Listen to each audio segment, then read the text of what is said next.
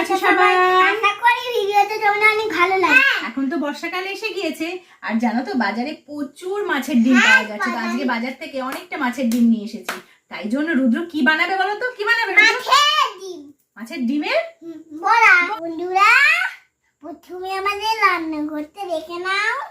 সেই ডিমটা দেখো ভালো করে আমাদের কল থেকে ধুয়ে নিয়ে দেখো হলুদ মাখিয়ে রেখেই দিয়েছি। এবার রুদ্র পেঁয়াজ রসুনটা এর মধ্যে মিশিয়ে দাও তো। দাও।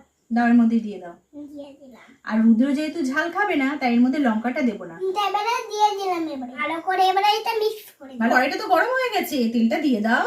তেলটা দিয়ে দিই। ব্যাটারটার মধ্যে দিয়ে দিলাম।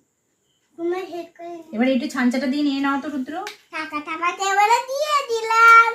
কিছুক্ষণের মধ্যে বড়া হয়ে গেল। গরম ভাতের সাথে এই মাছের ডিমের বড়াটা বড়াটা- দারুণ। বড়াটা খেতে হয়েছে বড়াটা- অসাধারণ।